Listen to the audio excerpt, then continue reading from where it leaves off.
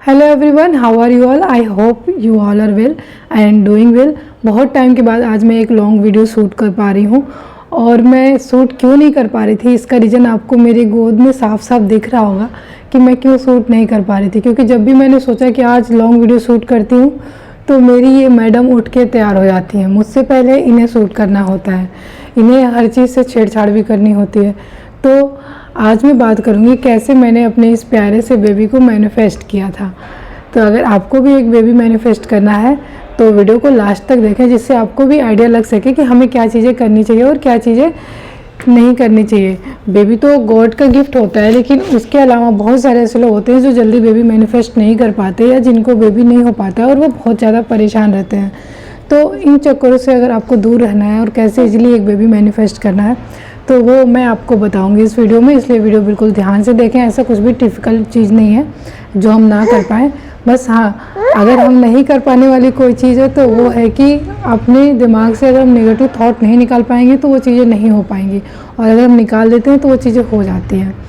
तो एक्चुअली मेरा भी जॉब चलने की वजह से और मेरे हस्बैंड की जॉब चलने की वजह से हम दोनों अभी भी बेबी के बारे में कोई प्लान नहीं कर रहे थे। नहीं ऐसा कुछ था कि हमें अभी बेबी चाहिए, बट जब कभी कोई बेबी की बात करता था लोग बात करते थे कि 6 साल हो गए शादी को, 5 साल हो गए, 4 साल हो गए लोगों की शादी को और उन्हें बेबी नहीं होता है या बेबी कंसीव नहीं कर पाते। तो मुझे इस चीज़ का भी कभी कभी सुन के थोड़ा डर लगता। फिर मैं सोचती थी यार ठीक है, अभी कोई मेरी ऐसी एज नहीं है, मुझे कोई प्रॉब्लम नहीं है, तो कोई दिक्कत नहीं है। बेबी आराम से अपनी कुछ ड्रीम्स हैं, कुछ चीज़ें उन्हें कंप्लीट करने के बाद हम बेबी कर लेंगे।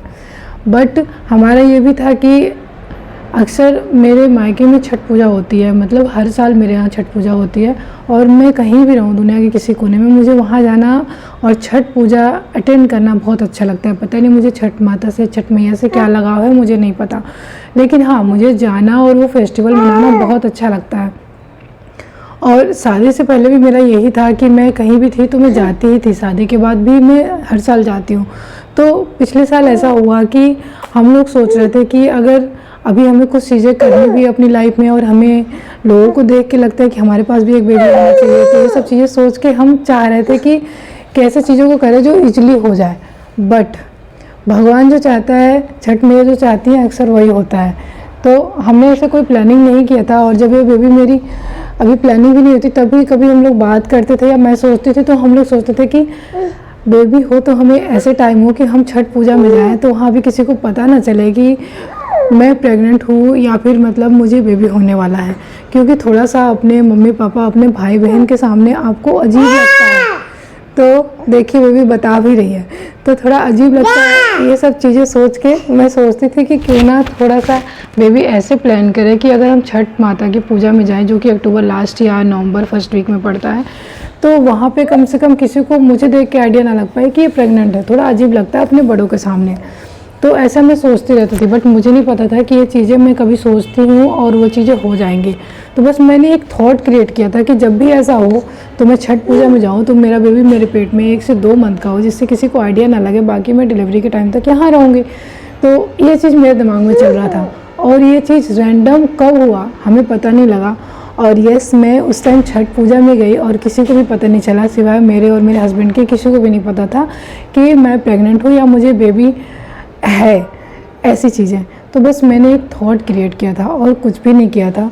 और उसके बाद जब हमें पता लग गया तो हम उस चीज़ को और अच्छे से ब्लेसिंग दे के, प्रेयर करके मैनिफेस्ट करने लगे कि अब गॉड हमें वो चीज़ के लिए, अगर आपने पॉइंट दे दिया है, हमें उस चीज़ के लिए आपने आगे कर दिया, तो आप हमारा सपोर्ट करना और सब चीज़ें अच्छे से हो जाए।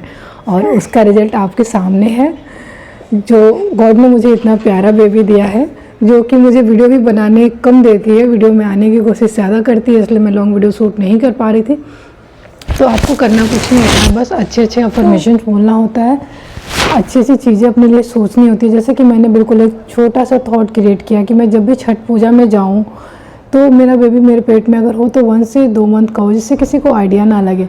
और एग्जैक्ट वही चीज़ हुआ। मेरे बेबी अप्रॉक्स 2 मंथ का था मेरे पेट में और किसी को भी आइडिया नहीं था कि मैं प्रेग्नेंट हूँ या मेरे पास एक छोटू सा बेबी है मेरे पेट में।